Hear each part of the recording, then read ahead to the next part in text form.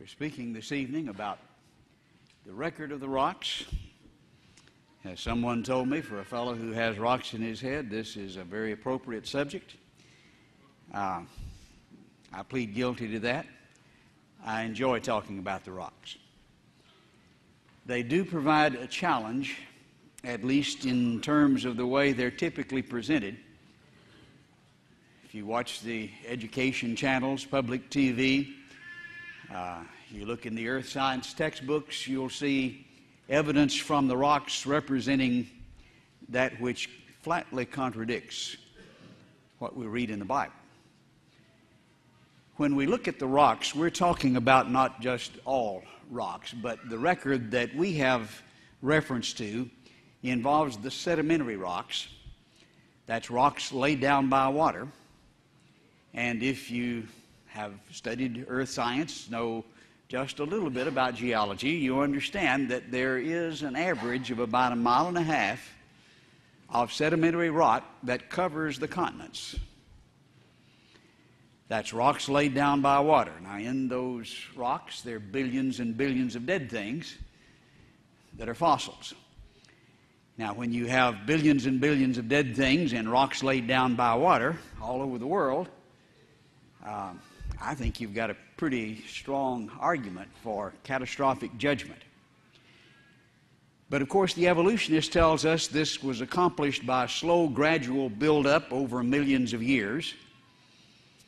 And as we saw last night, I think it's accomplished by a rapid year-long series of catastrophes, that it could not be slow, and the evidence for slow is not there.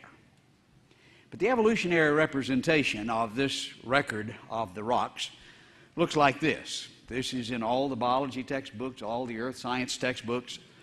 And we're told that as you go further down in the rocks, you find these simple animals, and as you come up near the top, they get more complex, and then the modern animals near the top, which shows an evolutionary progression. And the record of the rocks has recorded, like a tape recorder, the evolution of life through time. That's their interpretation of what we're seeing. The biggest problem with this representation is rather obvious, and that is that you can't go out and look in the rocks and find it anywhere. It exists in the textbooks, but it does not exist anywhere on the face of the earth. That is, in the complete form that you see in the textbooks. Now, if that sounds like a rather brash statement, notice the quote from Leet and Judson, one of the typical textbooks used as a geology text in our universities. Because we cannot find sedimentary rock representing all of Earth time neatly in one convenient area, we must piece together the rock sequence from locality to locality. This process of tying one rock sequence in one place to another in some other place is known as correlation. And so instead of digging down and finding it in any one place, you find some over here and find some over there, and you tie it together and correlate the layers, not based on what you see in any one place. As the Encyclopedia Britannica says, the end product of correlation is a mental abstraction called the geologic column. Now, you don't get that impression in the undergraduate earth science textbooks. That's a shame. But this is not concrete, if you please. It is a mental abstraction that is built together. Well, how do you build it? How do you know when you correlate whether this rock goes down or up? Well, if you're an evolutionist and you have rocks with simple animals, where do they go? They go on the bottom. I'm somewhat oversimplifying, but that's a general picture of what's happening. R.H. Rastell in the Encyclopedia Britannica puts it this way: it cannot be denied that geologists are here arguing in a circle. The succession of organisms has been determined by a study of their remains embedded in the rocks, and the relative ages of the rocks are determined by the organisms they contain. Now, let me illustrate and simplify, somewhat oversimplifying, but still not misrepresenting. A person says, we have a primitive fossil here. Okay, how do you know? And then, of course, that would go on the bottom of the column. But how do you know that's a primitive fossil? Well, it's found in an old rock. All right, that would make sense. If you've got an old rock, it'd be a primitive fossil. But now, how do you know that this is an old rock? Well, it's got a primitive fossil in it. You see. And this is obviously not proving anything. But that is how this column in its complete form is built.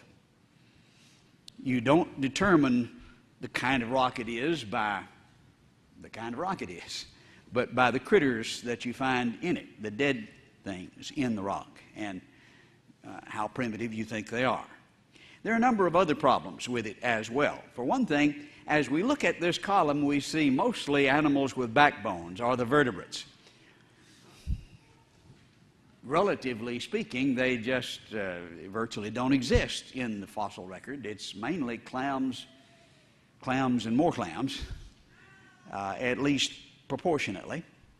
It's skewed, obviously, to the more impressive, larger animals, whereas at least 95% of the entire fossil record is composed of marine invertebrates. But you virtually see none of those in the geologic column. Of the 5% that's left, 4.5% are plants and algae. And we hadn't gotten to the vertebrates yet, which are mostly what you see represented in the column. The vertebrates are about 1/100th of 1%. Not 1%, 1/100th of a percent. That's just virtually not there. Most of it's, well, why don't you then represent it with marine invertebrates? Somebody might get the impression this is a marine deposit, or maybe a flood deposit, which was the impression of the founders of the discipline of geology. They all thought that, because I think that's what it clearly indicates for reasons we'll be looking at. The father of modern stratigraphy, Nicholas Steno, is touted as a hero today in all the geology textbooks. Patton's Evolution of the Earth says, besides correctly interpreting fossils, the result was the formulation of the most basic principles for analysis of Earth history. Steno showed great insight, and he's the one that started it, and his rules are the ones you have to memorize in order to pass stratigraphy today. Steno's axioms provide the ultimate basis of practically all interpretation of Earth history, so their importance can hardly be overemphasized.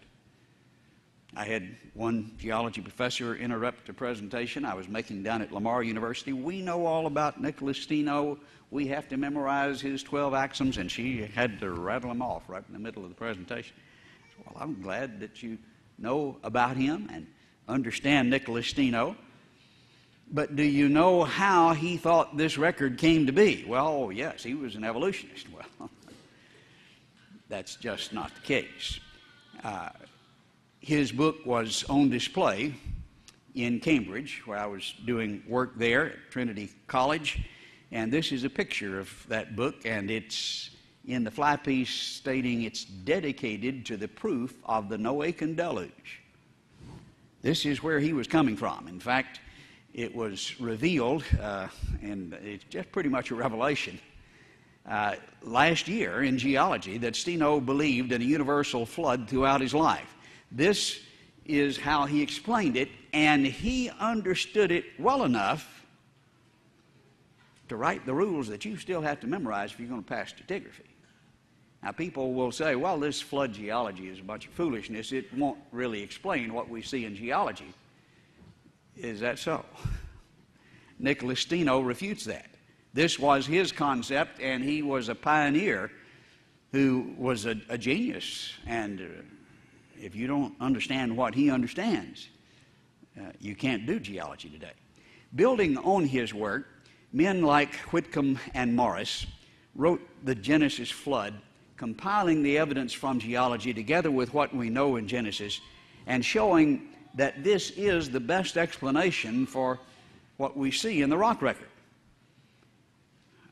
Interestingly, John C. McCampbell agreed to write the foreword to this book. He's an evolutionist, professor and head of the Department of Geology at the University of Southeastern Louisiana. And he says in that foreword that the facts of geology do fit this explanation, and that the authors make a very strong case for this explanation and present a serious challenge to the evolutionary interpretation. Now, he didn't say their view fits, our view doesn't, but he came pretty close, even though he's an evolutionist. It does fit. And so when people say, well, it's just no way that a flood can explain what we see in geology, well, they just don't know what they're talking about. But if you had a flood, wouldn't it just mix everything up? Not necessarily. You have floods that bury things basically where they are, transporting sometimes, but the general rule is things get buried where they live, and not everything lives at the same place. Things that live at the bottom of the ocean would be buried in different places from things that live up here in Texas. And you see gradations even in the ocean. The Cambrian, the bottom lowest layer as defined by the evolutionist, is ocean bottom. Critters that lived on the bottom of the ocean, some of them very complex, as we'll see. And the Ordovician lived a little higher. The Devonian still higher, with some amphibians. And the worldwide flood would bury organisms where they lived, and I think we see that, at least in a general way, and I underscore that because there's going to be some mixing, but in a general way, that would be reflected. And as we see and imagine the water rising, we would see different environments being buried. Now, they're not all together in one place, and you may have 2 or 3 of these in one place, but seldom more than that. But here, putting them together, it would leave a picture like this, and then when buried, we can see that it would leave a deposit that would have some kind of an order. Here we see the kind of deposit that would segregate and separate the groups of animals, and they would be buried separately, not because they're separated by millions of years, but because they live in different places, and that's where they'd be buried. Now, you don't have this kind of an ordered sequence. This is an arranged, skewed misrepresentation of what's actually there. It's a conceptual correlation that is useless as proof of evolution because it's based on the circular logic. But you do see a general order, I think, that reflects the ecology that we can observe today.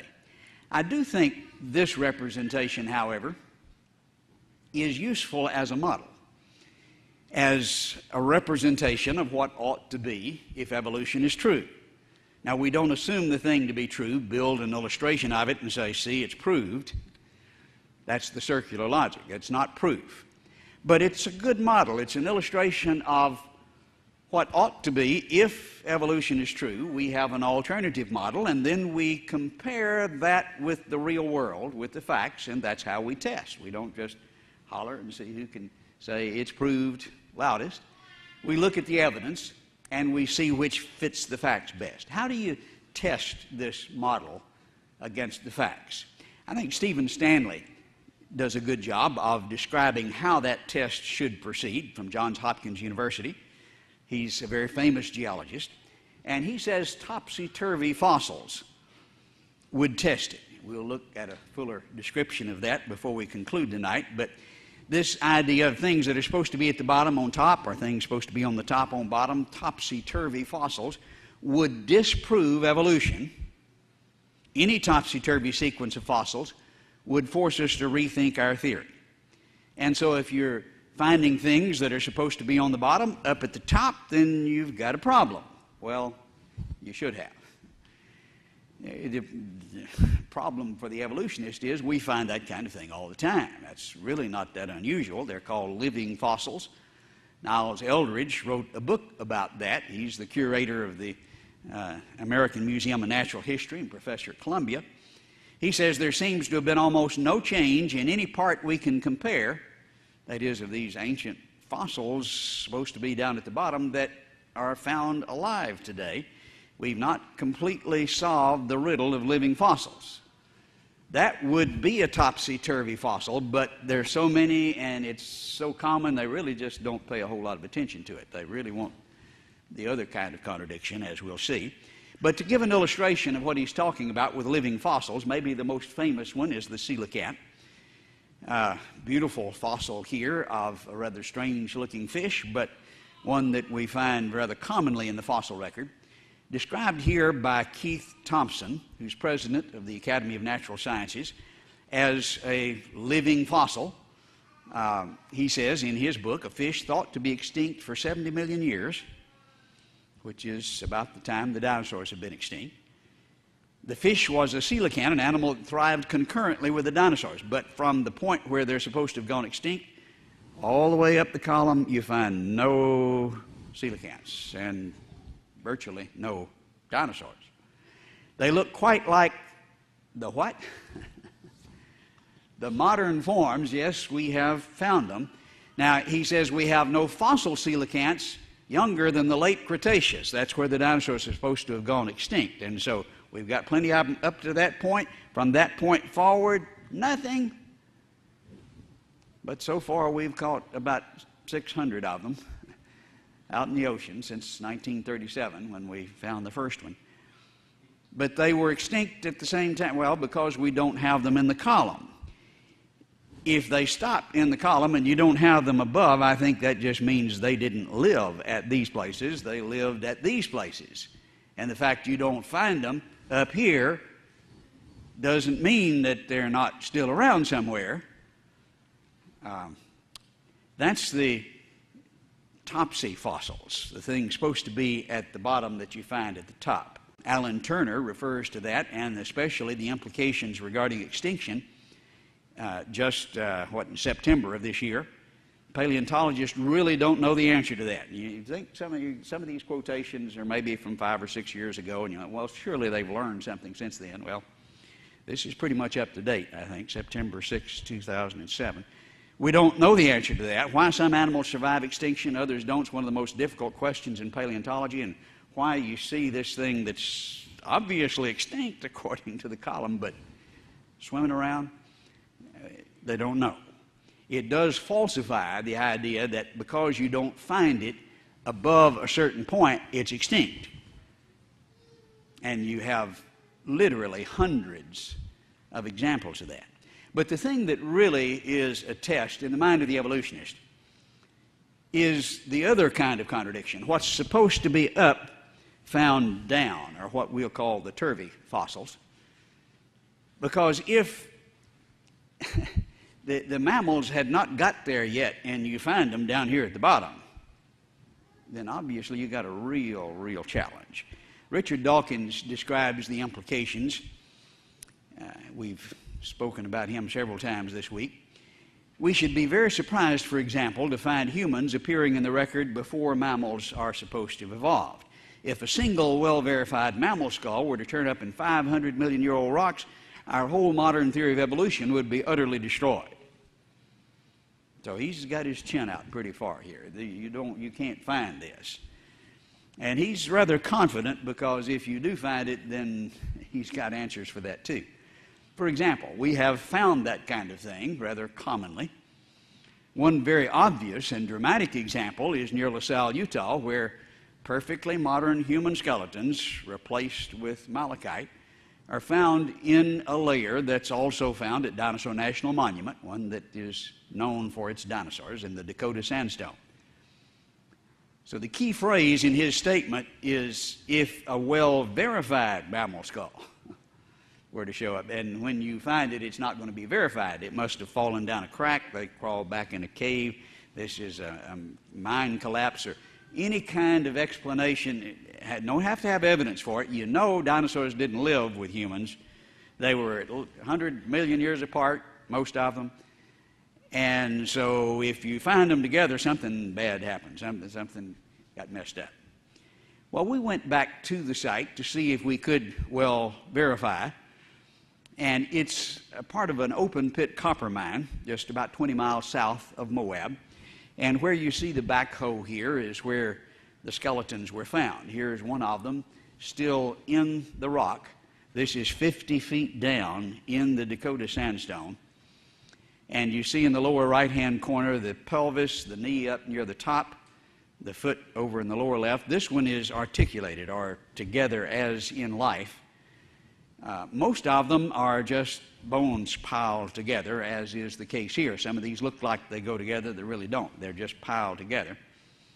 This is one that had been out of the rock for about 5 minutes when we washed it off there with a canteen and held it up for the picture. It's replaced with malachite, which obviously shows it's not a recent burial. It contains no collagen. That typically takes about 1,000 years to dissipate. And so this is an excellent turvy fossil. I think there's as much verification as you could ever find. We talked to the fellow who actually uncovered it with the bulldozer. Ironically, his father drove the bulldozer at this spot numbers of years ago. This is Dave Fuller, and he's pointing to the spot where this was found, says there were no broken layers, there were no caves, no mine. Looking at a side view, we see the mining operation of the 30s where his father drove the bulldozer, and they hit rocks so hard that they were tearing up the bulldozers, and so it stopped and went out of business and didn't start again until the 70s. And then they went on down to this level where the skeletons were found. Again, a diagram here shows the mining operation of the 30s and then the 70s. Here the road cut was done in 1930, and prior to the road cut, this was completely continuous. The skeletons were found here, again 50 feet down in the Dakota sandstone. There is zero evidence for the intrusional burial of these skeletons. In fact, just overwhelming evidence against it. If they're before 1930, this is the way it looked. And remember then what Dawkins says, if you can well verify it, his conclusion is evolution would be utterly destroyed. I think that's exactly what's happened. But anytime you find bones, they're going to be intrusionally buried. That's just the assumption. But he goes on in this discussion of what would test and falsify evolution, saying, ironically, it's also the reason why creationists are so keen on the fake human footprints which were carved during the Depression to fool tourists in the dinosaur beds of Texas. So he's heard about our work down at Glen Rose all the way from Oxford. He refuses to come look, but he's sure that they're fake, but understands that if they were real, this would falsify and utterly destroy. And of course, one of the main reasons that, for the interest is that you can't intrusionally bury footprints, can you? They are where they are. You can't erode them and redeposit, and they don't fall down cracks. And so this is really better evidence than the bones, which he understands. Several of you here have traveled with us down to Dinosaur Valley State Park and seen the footprints there. This is where the Paluxy River runs through the park, and there are just all kinds of dinosaur tracks all over the place down there. They were made famous back in the 40s by Roland T. Byrd, who published a number of articles, and we can see the big sauropod-like elephant tracks almost, and then the three-toed theropods. Here's one of those three-toed tracks, which is rather unusual. It's raised, which caused us to do some head scratching here. How is it the tracks should be depressed, shouldn't they? Well, yes, but what happened here, the dinosaur stepped, sunk down, left the depressed track. Other material washed over, filled it in, and what filled it in became harder when it became rock, so that when it's later uncovered and erosion now affects it, the center, the infill, is resistant, more resistant to erosion than what's around it, and so it winds up being raised. This is the raised infill. That's significant for some points we'll make again in a moment. But in addition to tracks like this, we also have tracks that look like this. Wonder what that could be. Well, it couldn't be a human track. They were 100 million years apart from the dinosaurs, according to the evolutionist. If they're together, it would utterly destroy, and so this one has to be carved, and this is Dawkins' conclusion. We'll come back to that in a moment. I was somewhat intimidated by the objection because it was just almost too good to be true, and so we looked around for some that weren't quite so good and found some as well. Here's one in the lower right-hand corner that was identified by the Dallas Crime Lab as a human footprint. But the same criteria, they identify footprints at a crime scene, along with dinosaur tracks that had just been excavated. And some of the tracks that we found were very, very human-like. But the explanation was either that this is erosion or they were carved. It has to be one or the other. So we got a new set of objections. Instead of falling down a crack or intrusionally buried, now then it's erosion or carved. Well, Stan Taylor decided to test some of these ideas back in the early 70s, taking a bulldozer, a backhoe, and following a trail of two tracks that were seen there in the river that came out of the riverbank. Well, they're alternating layers of clay and limestone and clay and limestone, about 6 feet of them there. And if he removes that and these tracks continue back up under the bank, what would that say about the idea they'd been carved? That'd pretty well rip it, wouldn't it? He did, and yes, found 9 more tracks, for a total of 11, in a right-left pattern, some of them very clear and obvious with the mud push-up around it that you can see here, again arguing against the erosion factor. That doesn't leave a ring around the shape. And so a lot of people got excited about this. It looked like very good evidence. And then Glenn Kuban came up with an explanation, and he got Humanist of the Year for this explanation. He says, are these kind of duck-looking tracks, and there are several of those in the area, erode to look like the one on the right, but the elongate tracks, like you see here at B, erode over a period of time to finally wind up looking like the one down at the lower right-hand corner, and that's kind of human-like, and so these are just eroded dinosaur tracks. And now then we don't have to worry about that anymore. However, when you go back and look at these tracks, here are some of the dinosaur tracks with that infill that was harder. And what happens with erosion here? It gets sharper and clearer because the infill is harder. And when you look at a side view, the three-dimensional aspect of this shows the center being raised, and that's not going to erode to look like a human track, is it? It looks more like a dinosaur track with more erosion. And some of the casts that were made by Stan Taylor were so detailed. Does this look like an eroded dinosaur track? They're just too much detail for that to be a credible thought. You put a human foot in it and it fits perfectly. The one that really persuaded me, and I was trying to play the devil's advocate, is there some way that this could be explained, was this track. And you have to, and this, we extended that 11 track series to 14. This was one in the extension. You have to look at this a minute to really see it.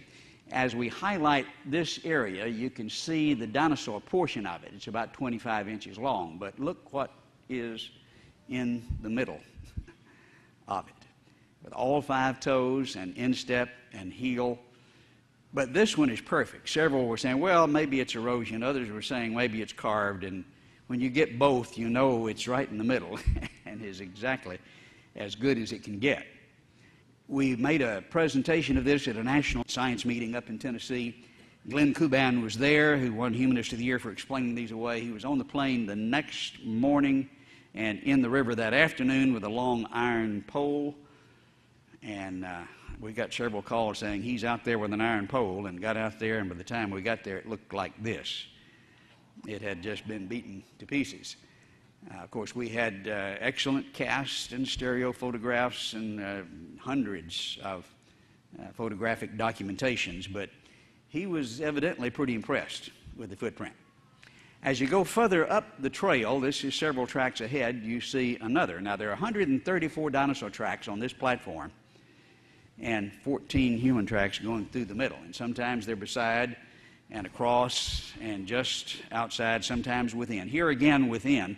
Notice the 3-toed dinosaur track up in the anterior forward portion of the track, but in the back portion, it looks like that depressed area is where somebody stepped on it. Again, from a side view of that same track, you see the 3 toes to the right, almost flush, and perhaps will be raised with further erosion, but the depressed portion fits the human foot just perfectly. When you put your foot in it, it's like a glove. Now, this one is a right. What should we have ahead of it? We should have a left. Here's the next one. And it's right, left for 14. Looking at a side view of this track, you can see that the dinosaur track is beside it. And, of course, the sandbags in the back, it's in the bottom of the river. It's a lot of work to get to do that. It's consistently 11.5 inches. And this is an overview of the entire 14-track trail.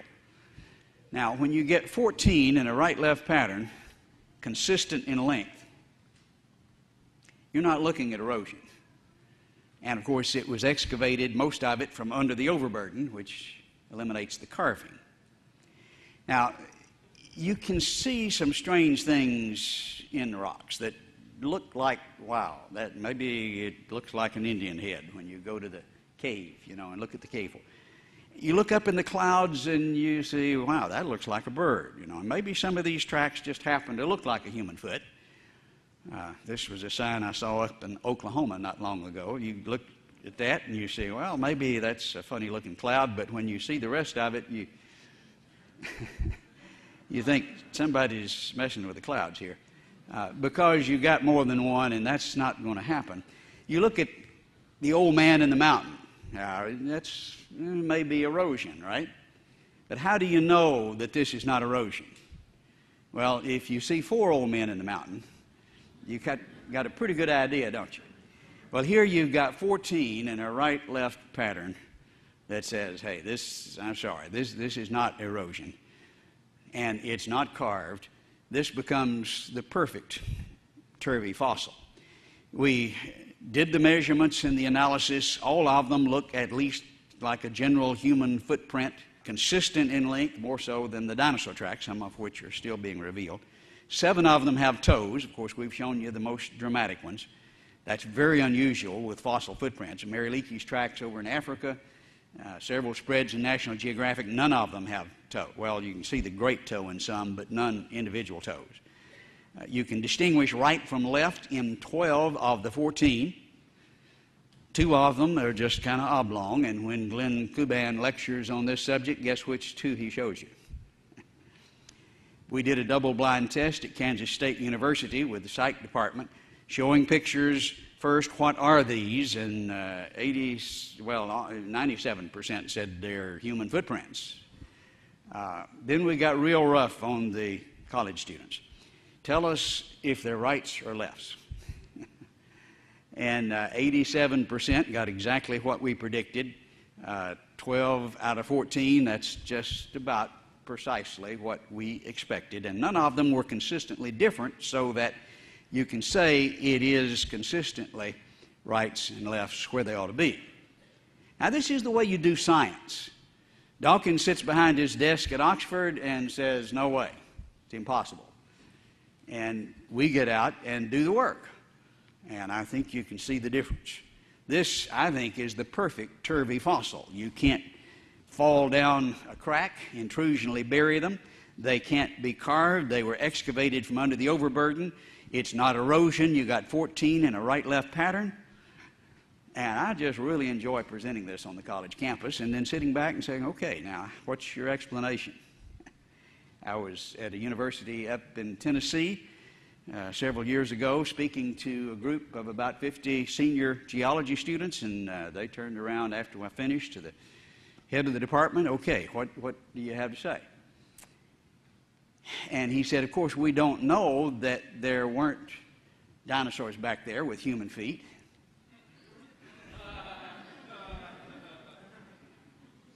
And I thought a minute, and I said, well, I guess that's right. It could have been. I also don't know that there weren't humans back there with dinosaur feet. Wouldn't that make about as much sense? Well, I said, wouldn't it be more reasonable to think these things look like dinosaur feet were made by dinosaurs, and these things look like human feet were made by humans? No, he wouldn't agree. And I said, well, if they were made by humans, would they look any different? And he just got up and left. And about half of that, well, a significant portion of that group became creationists. But dinosaurs with human feet is their explanation. Dr. Chuck Finsley, who was curator of the Dallas Museum of Natural History for some 30 years, recently retired, came down to Glen Rose and looked at it. He wanted to display some of the dinosaurs we had excavated, and we made him look at the tracks. And he got a little upset, left, and came back about a month later and got upset and left. Third time down, he said, Dr. Patton, I think I've got an explanation for you. I can tell you what made these human-looking footprints. He says, I think they were made by aliens. Very serious. And I kind of snickered, and he got aggravated. And I said, well, Chuck, if they're made by aliens, I guess they came from a galaxy far, far away. They'd be more advanced than we are. What are they doing running around barefooted? Yeah. He left. But this is the best they can do. I think you just ought to take the evidence for what it is instead of desperately trying to explain it away. It kind of reminds me of the Far Side cartoon by Gary Larson. Here's Professor Farrington and his controversial theory that dinosaurs were actually the discarded chicken bones of giant alien picnickers. That sounds pretty far out to me. If you want to draw a cartoon, I think the reality would be more like this. In the throes of a catastrophic flood, as they were trying to escape, they were running, and these were the ones that missed the boat.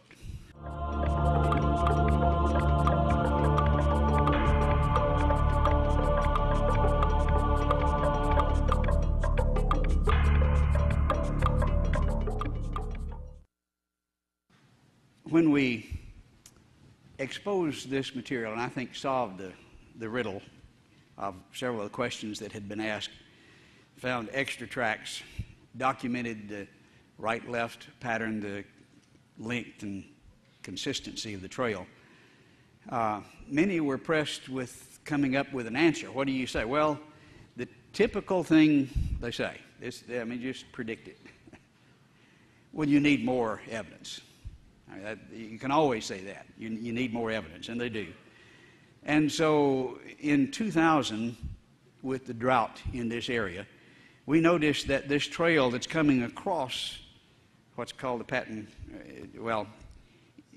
the trail that's going across it here, we could see more of it because the water had gone down. And so we decided to pump the river dry. And so we got quite a few pumps and 30, 40 people down there pretty regularly for over a 3-month period. And with a lot of work, a lot of shovels, a lot of movement of dirt, and watering a lot of farmers' fields on either side of the river, we pumped it dry and followed that trail and exposed the longest consecutive dinosaur trail on the American continent. 154 dinosaur tracks, over 500 feet long, and they're not only the longest trail, but they may be the clearest and most spectacular trail. The sharp detail is just awesome. Now, it really infuriated the fellow at the state park who had gotten his PhD studying these tracks that a creationist made such a find right under his nose. But we know what dinosaur tracks look like and excavated the longest trail on the American continent. Only one other in the world longer, in Turkmenistan. There's nothing here that looks like dinosaur tracks at all, but when you go up ahead, it crosses this trail of human tracks that are very consistent in length, right-left pattern, all 5 toes, instep and heel. Then we presented that, and guess what they said then? Well, you need more evidence. And, okay, let's try the platform up ahead this time, and we moved ahead. And this platform, we had to go down 3 or 4 layers till we got to the print layer, and sure enough, there's about 100 dinosaur tracks on this platform with 15 human tracks going right through the middle of it. Different individual. This one was consistently about 10 inches, but the right-left pattern is obvious. And we look at a close-up here of the center, and we see 2 tracks that are slightly raised, like the dinosaur footprints, but you can see that they match on either side. But the one on the right looks like something stepped in the back of it, doesn't it? And it's depressed. It's not raised. It came along after the infill had filled in the other tracks. Looking at a close-up of the one on the right, we'll see there is that duck-shaped dinosaur track that matches the one next to it perfectly, but again, the depressed track within it is just perfect. And if we had enough dark, you could actually count the knuckles and the toes here. And that's in a sequence of 15 in a right-left pattern. Okay, you want some more evidence? It just keeps piling up, and they keep evading. I think we have just very exciting evidence to confront the evolutionary theories here. We went back to the burdick track. This one was one that had to be carved. It was too good to be true because, well, it just it looked awfully good. So I said, is there some way we can tell if this is carved or not? Well, when you section across it, sometimes, as indicated in the question a moment ago, you can see disturbed material underneath the surface. And so we sectioned, as you can see, several places. Here is a section at the heel, and in the center you can see the displaced, disturbed material. Is this a carved track? Now, this is original impression. Carving would cut across rather than corresponding with the disturbed material. We presented this at a science meeting in Dallas, and it got rather quiet. And then finally one person said, well, this is obviously a real track, but it must be a dinosaur track that somebody carved toes on. And I'm glad he did that, because then we proceeded to section across the toes, as you can see here. And this is a real reach, because sometimes you section a dinosaur track and you see nothing. But we were lucky with the fine-grained limestone preserved a lot of detail. Here is a section across the toes, and especially there at the great toe, you can see the following contours rather than cutting across them. Looking at a close-up here, and actually there are structures under each of the toes, but very dramatic at the great toe. And so we verify even at the toes that this is not a carved track. Then we get a new set of objections. They say, well, but it's too broad at the front, it's too narrow at the heel, and look at the center, it's raised. Tracks are not supposed to be raised in the middle.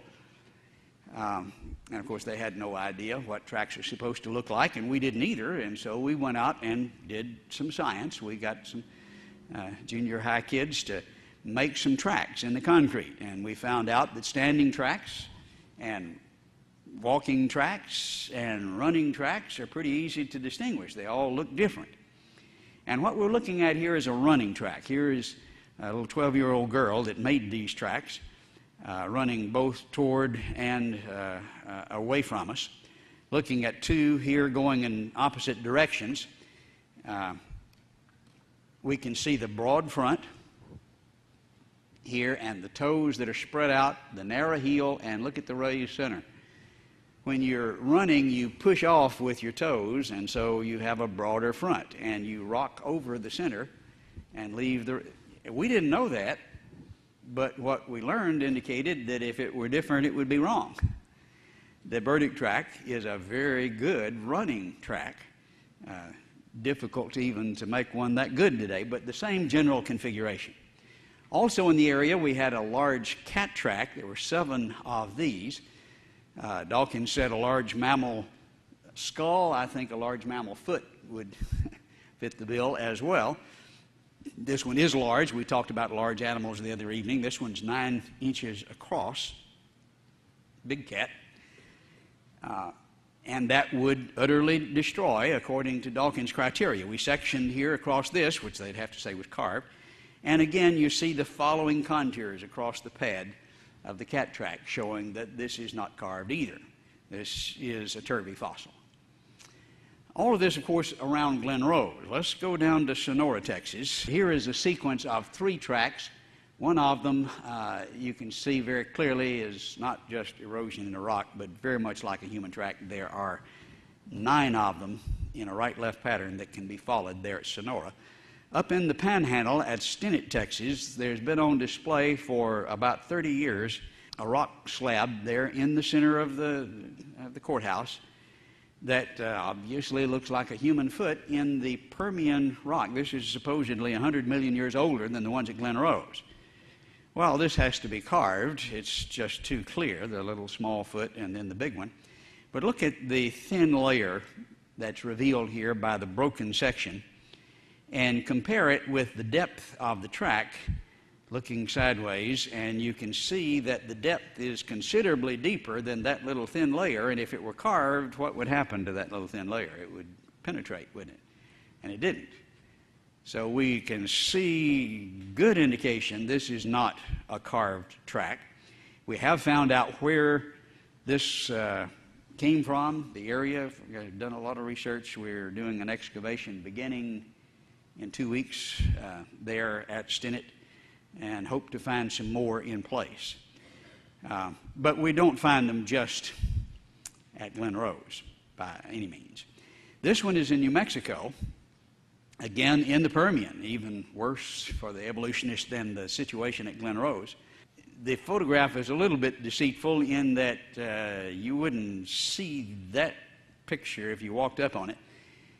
It's an extremely shallow track, and you have to have it wet and the sun angle just right in order to get the pretty picture like this. But when you do, you can see this very obviously is a clear track, but it's one that is like the kind of footprints you'd leave when you're walking with a wet foot on a tile floor. You're not sinking down that much. You get the hourglass shape with the little dots at the end, but we recognize that shape, don't we? And that's obviously a turvy fossil. In Turkmenistan that we mentioned earlier, there are a lot of dinosaur tracks. This is from Pravda, under the headline, Human Footprints Found on Dinosaurs Plateau. Turkmenian Plateau contains more than 3,000 footprints, but among the most mysterious fact is that among the footprints of dinosaurs, footprints of bare human feet are found. We've contacted a number of Russian scientists. They don't like to talk about it, not all of them. Some of them actually do and have gotten in trouble as a result of it. We had this fellow who had published Science in the USSR, agreed to carry us there. He was head of the geology department at the University of Turkmenistan. I got the visa, wasn't cheap, ready to go, and they fired him, and he had to leave the country. When we applied for the permits, they found out we were coming. They don't like that to be known. But in this journal, he says, if we speak about the human footprint, and notice he's still just a little bit equivocating here, it was made by a human-like animal. He's not really sticking his neck out there, but obviously so. Incredibly, the footprint is on the same plateau where there are dinosaur tracks. And he's led 3 expeditions there to investigate. He has offered to carry us sneaking across the border from Kazakhstan, where he is now. It's about 6 miles from Afghanistan, and we decided that we're going to wait a little while.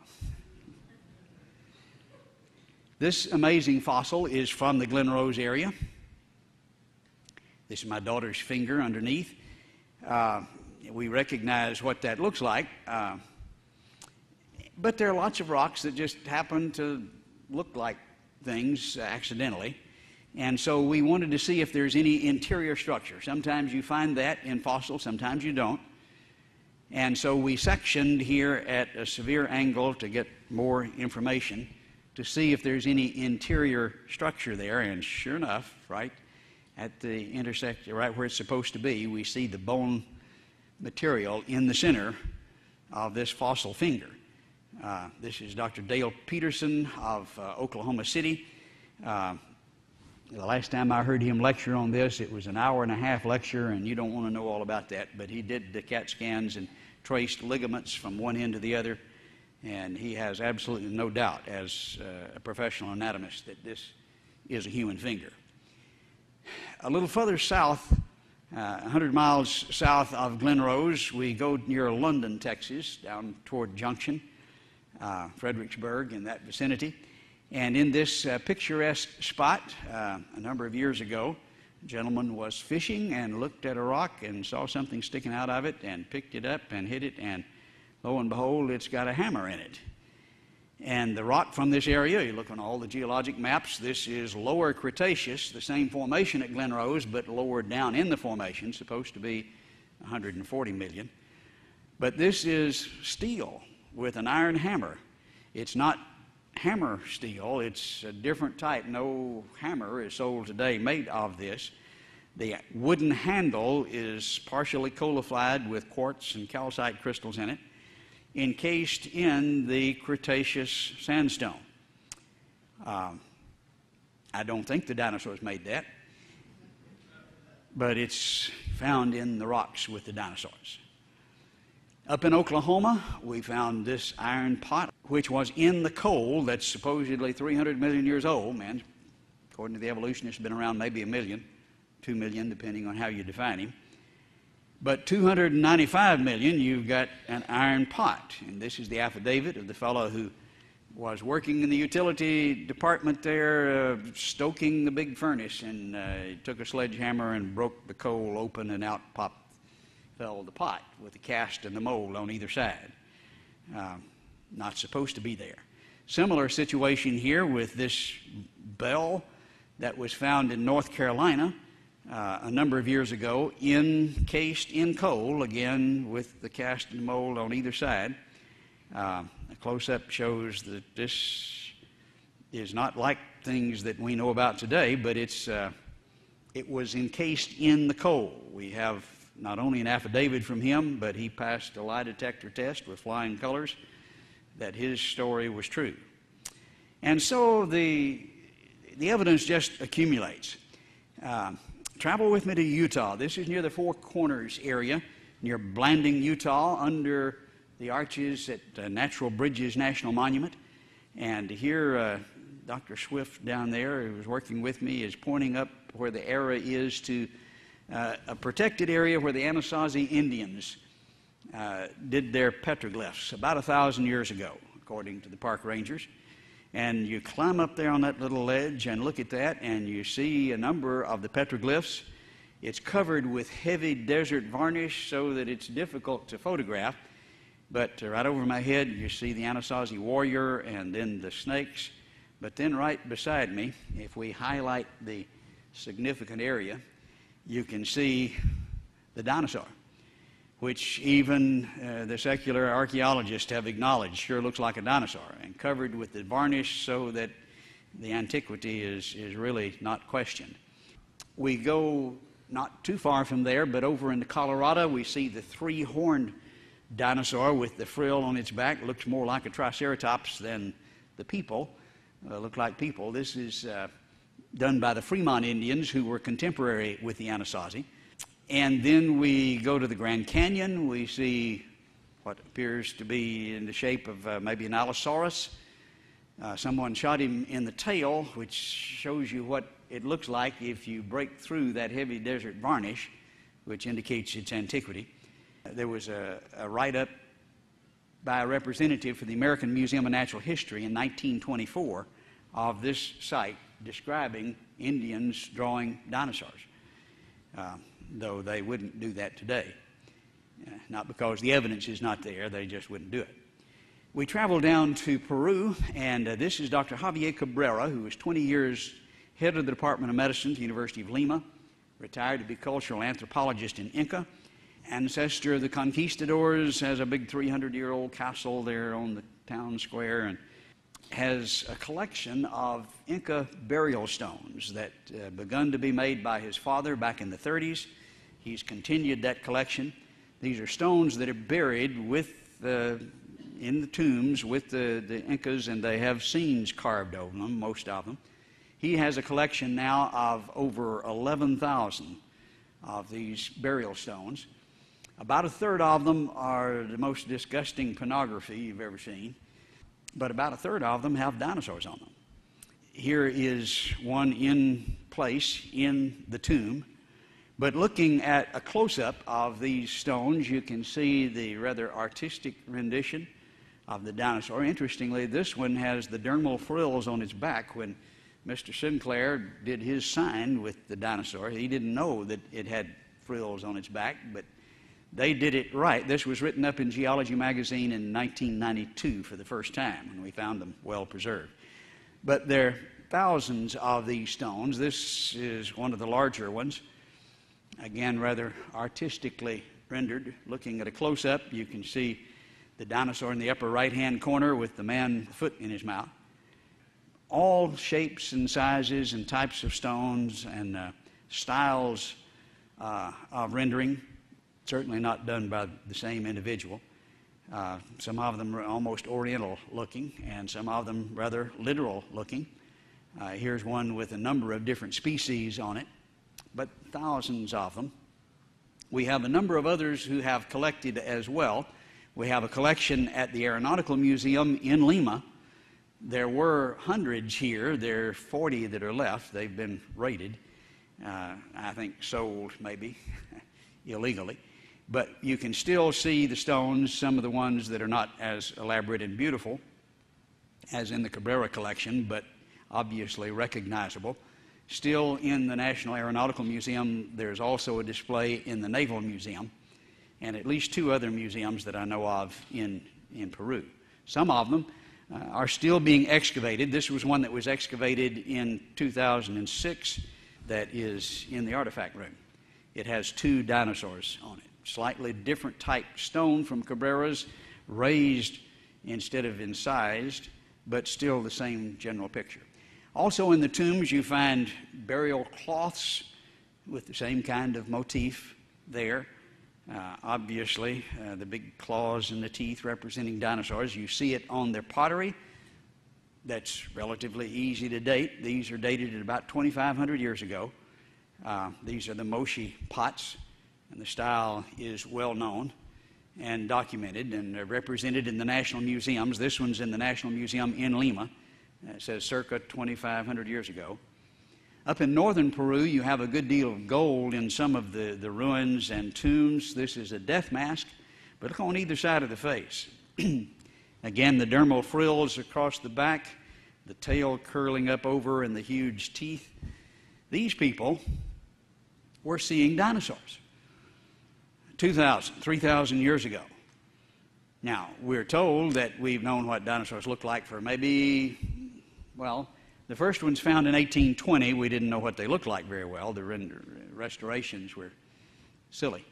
After the turn of the century, early 1900s, we got a fair idea, and really not an excellent idea. And, well, 1992, we learned the Brontosaurus type had frills on its back. These people didn't show a gradation in learning. They got it right from the start. Likewise in Mexico, we've made a number of trips there in Central Highlands near Acambaro in the state of Guanajuato. Dr. Swift and I have been down there a number of times investigating. It took that many times to get through all the bureaucracy. When we got there, they were being hidden in the back of the police department. But it was a collection made by Waldemar Julsrud back in the early 1900s of some 30,000 ceramic figurines, about 10% of which are of dinosaurs, but a wide range of animals and creatures. Some of the Brontosaurus type were standing up. We didn't know that until recently. Bacher's book, Dinosaur Heresies, published in '86, was really the first one who suggested that. And then, of course, Spielberg convinced us all they stood up. But this is exactly the way they're rendered by the artist, and these date to well before the time of Christ from several sources. Again, there are thousands of them, and the styles indicate far more than one artist. One of the professors from the University of Texas at Arlington, who is an art professor, said there were at least 100 different artists represented in the collection, would be his estimate. This is my wife's favorite. Obviously, if you've got one that looks like a dinosaur, a man did it, but sewing them together is interesting. Man and dinosaur obviously live together. You pick up any of the dinosaur books today, and how does it start out? Millions and millions of years ago. And then the second paragraph says, no man ever saw a dinosaur. And that's just like you can't write a dinosaur book unless you start that way. It ain't so. Year before last, we traveled to Cambodia, following evidence that had been forwarded to us by one of the tour guides there who had seen our website. And we had done some research and confirmed a good bit of what he was telling us. In the upper part of Cambodia, we see the ancient Khmer Empire had built just spectacular temples, maybe the largest and most beautiful in the world. And one of the greatest monument builders was Jayavarman VII. He's almost idolized. This is a picture that I took there in Phnom Penh of the Buddha-like pose. He began to rule in 1181 and built Tapram and dedicated it in 1186. This was dedicated to his mother. It was a Buddhist monastery. And so we know who and when and all the specifics. Well, on the stone in this temple, a very beautiful, picturesque place, you see carvings, and they're stone carvings that cover just about every square inch of it. But just inside the front entrance, in the corner here that the arrow points to, you can see a series of animals from the jungle. And notice in the series there is a perfect stegosaurus in a temple from over 800 years ago. And we're supposed to have known what dinosaurs looked like for about 150, and then they've been gone 65 million. I believe there's something wrong with that story. I don't want any comments about two fossils here, or two dinosaurs. They're just one. But it is more proof of the co-occurrence